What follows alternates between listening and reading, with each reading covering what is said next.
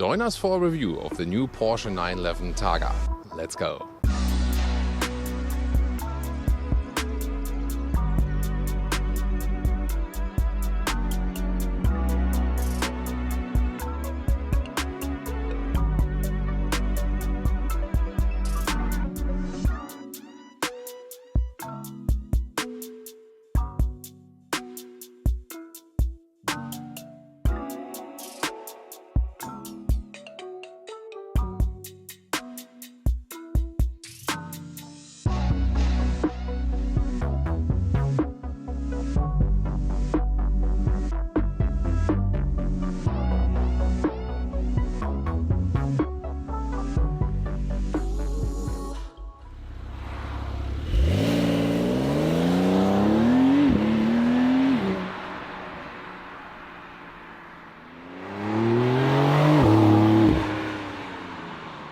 The new 911 generation, in general, for all the models, is 4.5 centimeters or about 2 inches wider, so even wider stance on the road. Yeah, it's not a small sports car anymore, more a Grand GT, definitely. So, the original 911 more resonates now, meanwhile, to the 718 model.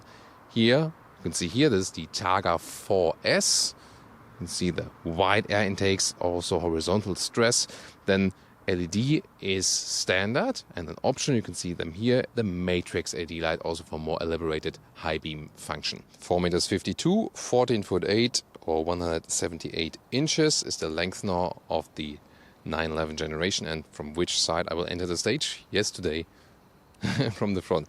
Here, of course, the Targa with the signature bar right here, silver contrast. I think that really works well to the blue exterior color.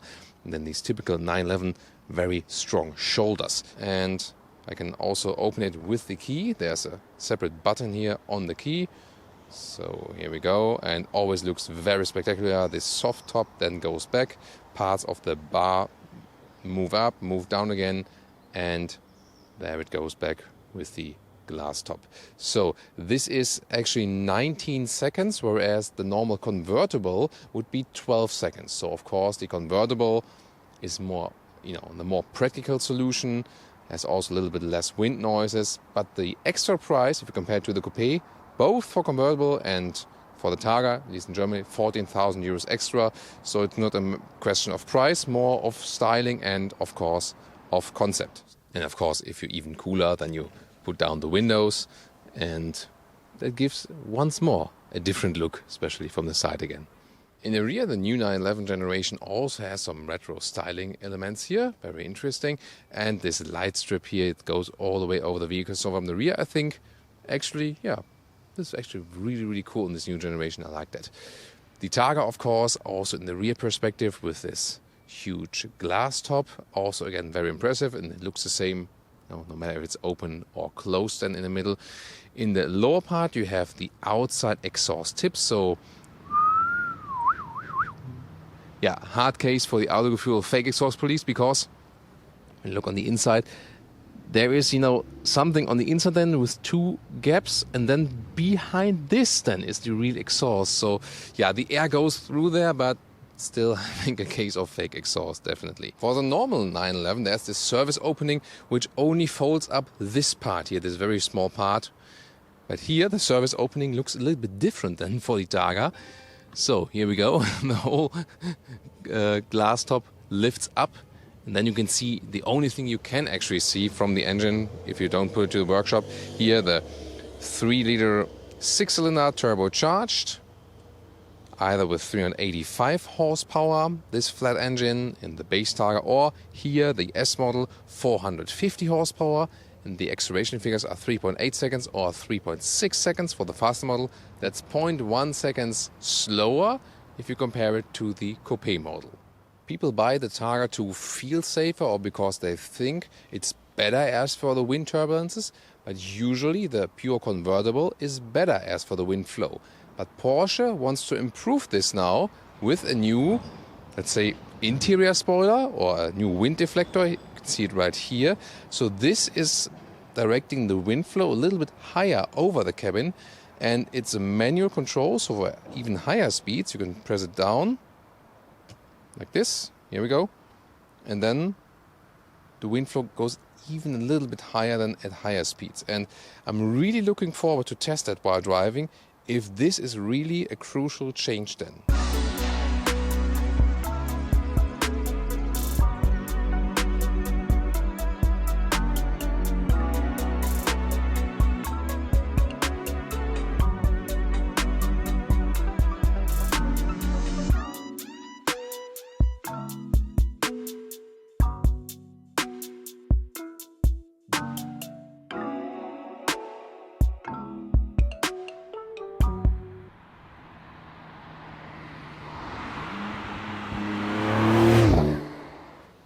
There we go. Typical low seating 911 position, and indeed it doesn't feel like a small agile sports car, more again like a Grand GT. You really feel how big the 911 has become, and here at the moment with the top open, but I can soon also close it. First of all, the seating position. I mean, the 911 was never a comfort king, so to say. If you want more comfort than Porsche, that's why so many people are buying the Porsche SUVs. Meanwhile, Porsche SUVs sell way more than the sports cars do, exactly for that reason. But of course, we'll keep you also updated for that with the driving review.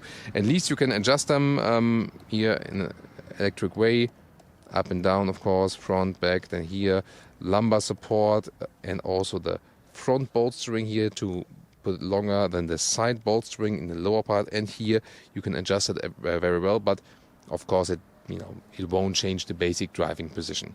So steering wheel, also electric control, up and down and in and out. Interior overview, again with this horizontal stress, and there you definitely can see some resemblance also from this traditional 911 layout. So that's, I think, pretty cool that they take some citations.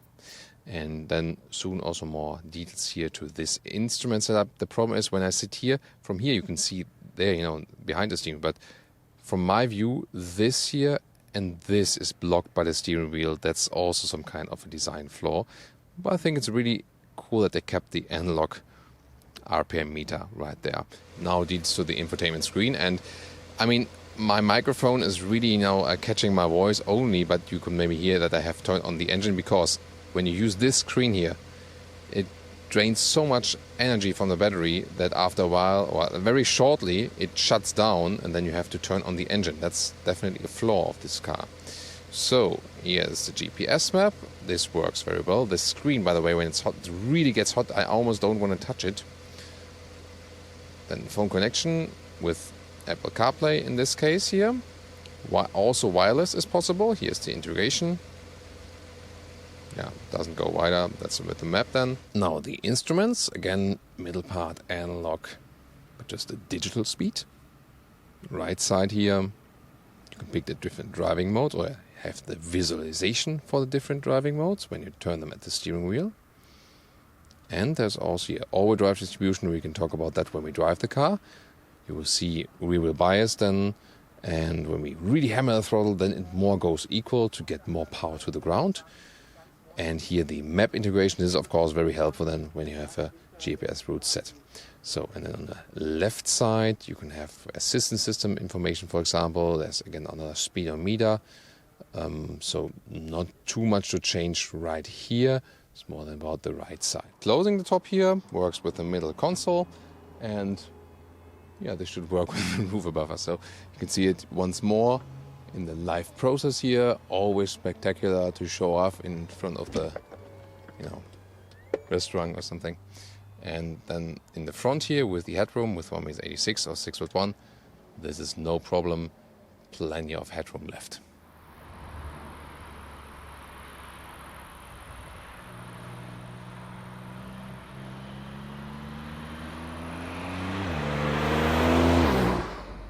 Welcome to Thomas's Driving Lounge with the Porsche 911 Targa. And what is this car for? It has a lot of power, yes, definitely. We'll also show you an acceleration, but this car is more for pleasure, enjoyment in a sporty way, yes, but of course open top. And it's a car where you say, like, I'm a gentleman. I don't need to exceed the speed just to feel cool. And however, we can still use the sports mode to have a little bit more exhaust note, for example, That's really cool. And of course, instantaneous acceleration always when you want it, even if you don't need it, so to say. Also, another drawback of the Taga roof is you have to be standing still to operate this heavy glass roof, of course. With a convertible, of course, you can then just drive up to 50 kilometers an hour, and that's definitely way easier. So we got some nice corners ahead still, and this car has such a precise steering. This is, to me, the best about this vehicle, definitely. Sound is quite nice also, but the sound has never been like the strength of the 911. These flat engines, they are pretty reliable, but they are not like best sounding or so. It hasn't been like a roaring Focus or so. Here at slower speeds, of course, you don't feel any wind resistance difference between the Targa and the convertible. This will more be applied to higher speed, but we can also test that. And again, this new wind deflector here, I can really feel that here. Even at slower speeds, you feel how the wind affects that. So this is definitely a very interesting thing. And when we drive a little bit faster, then we can also put it in this second position we shown you earlier to see what the difference is there, actually. So really looking forward to that. So we're also going to row where we can drive a little bit faster.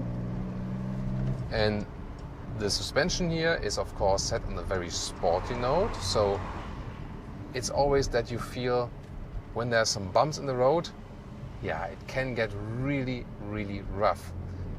However, then when it's plain, then you have the great sporty feeling. So yeah, it's always the question then what you need, what you want, and so on. Just have to be aware of that. Comfort-wise, you can get it a little bit better if you stick with the smaller wheels, for example. So that would be maybe an advice to stick then with the non-S model. The non-S model also has definitely way than enough power. So we'll just turn it around here, see also how the car can be handled, turning circle-wise and so on. Steering is not too hard. Then there's the rear view camera. Resolution could be a little bit better, right? Yeah, Jonas agrees. So for such a very expensive vehicle, resolution should be better from the rear view camera. And by the way, we can also then start it from zero. There's no one around here, and just Sport Plus. And the interesting thing is here, like this. That was 0 to 60 kilometers, just like instantaneously. Not allowed to drive faster, even though it wouldn't hurt anyone. Of course, we always stick to the rules. There was a launch control. Just put it to like Sports Plus mode, hit the brakes, hit the throttle, got the launch control running. So here with the Porsche, it's probably the easiest thing to do a launch control. Yeah, a lot of fun, of course. Always think about your passengers. Jonas really he has iron stomach Jonas. Sometimes I call him that way because, I mean, we've been to so many racetracks all over the world, and he's going, okay, it's quite fun. When I would be in his position, I was whoa, whoa, all over the place. So yeah, that's up to Jonas for enduring that. Now 50 kilometers an hour to 100. Let's see. Alan, safety first, motorcyclist. Now. Plop, that's it. Wow, such a good acceleration. And now we feel the Targa disadvantage. 100 kilometers an hour, 60 miles an hour, and it's really loud in here. A lot of wind noise. You can probably also pick it up on the microphone. And this is not such a high speed, you know. The car convertible would handle it better.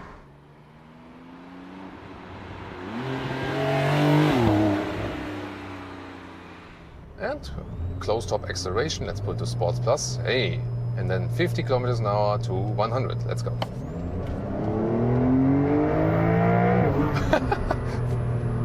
Wasn't even shifting. Yeah.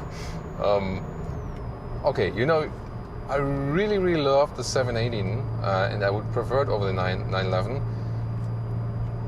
This is something where the bigger engine definitely plays a role.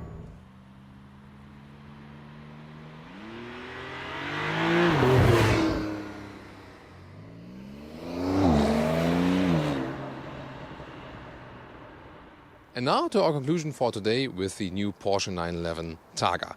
From the exterior, you can actually say it's one of the most beautiful 911s, if not the most beautiful.